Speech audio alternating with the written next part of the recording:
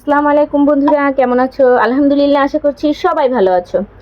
আজকে আমি বানাবো বেলের শরবত। এটা কিন্তু গ্রামীণভাবে একটা স্পেশাল শরবত বলতে পারো।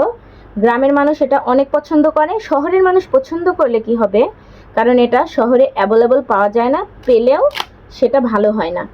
কারণ কাঁচাগুলো কিনে এনে জাগ দিয়ে তারপরে সেটা দিয়ে শরবত বানায়, তারপরেও মানুষ প্রচুর পরিমাণে খায়। কি আর করা যাবে, ভালো জিনিস পাওয়া যায় না।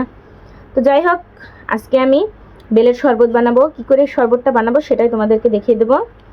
অনেক মজা আর স্বাস্থ্যকর একটা শরবত। এটা খেলে কিন্তু শরীরের কোষ্ঠকাঠিন্যতা দূর হয়ে যায়।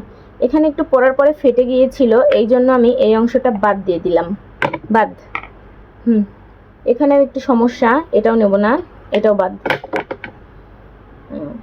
দেখো, দেখতেও কত ভালো লাগছে, একবারে টাটকা টাটকা গাছের, ফরমালিন ছাড়া।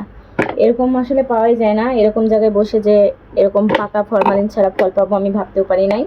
এই দেখো, নিয়ে নিয়েছি। চিনি ছাড়া তো শরবত হয় না, তোমরা সবাই জানো, চিনি তো দিতেই হবে। আর মিষ্টি আমি বেশিই খাই, এই জন্য বেশি করেই চিনি দেবো। এই যে দিয়ে দিয়েছি চিনি। এখন পানি অ্যাড করে দেবো। একটু ঠান্ডা পানি নিয়ে আসো তো।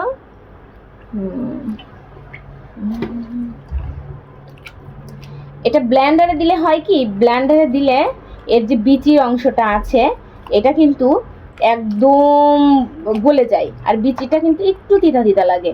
যত মিষ্টিই হোক, বিচিটা গলে গেলে শরবতটা তিতা তিতা লাগে। এই জন্য ব্লেন্ডার বাদ হাত দিয়েই করে ফেলবো আজকে শরবত। আমার শরবতটা কেমন হচ্ছে অবশ্যই কিন্তু কমেন্টে জানাবে। একটু ঘন হয়ে গেছে, আমাকে আরেকটু পানি অ্যাড করতে হবে। এই যে ঠান্ডা পানি, ঠান্ডা পানি দিয়ে দিই। শরবতটা ঠান্ডা ঠান্ডা হলে কিন্তু বেশি মজা লাগে।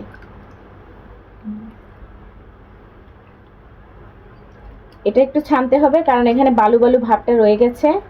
এই যে দেখো, এখানে কিন্তু এই আঁশগুলো সব আমার হাতে চলে আসছে। আঁশগুলো এখন আমি ফেলে দেব। মোটামুটি হাতের কাজ শেষ হয়ে গেছে। এখন এই দেখো, চিনিগুলো যেহেতু একটু আস্তে আস্তে আছে, চিনিগুলো ভালো করে গলিয়ে নেব।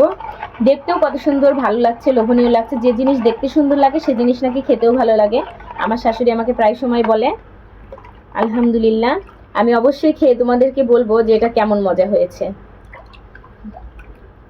অনেক খাটাখাটনির পরে যদি এরকম এক গ্লাস শরবত পাওয়া যায়, আলহামদুলিল্লাহ, খেয়ে তো সব ক্লান্তি দূর হয়ে যাবে। এই যে দেখো, শরবতটার কালার আসছে। বিসমিল্লাহ। আলহামদুলিল্লাহ, এত মজা যা বলার মতো না। তোমরা কে কে এভাবে শরবত বানিয়ে খাও অবশ্যই কিন্তু কমেন্ট করে আমাকে জানাবে।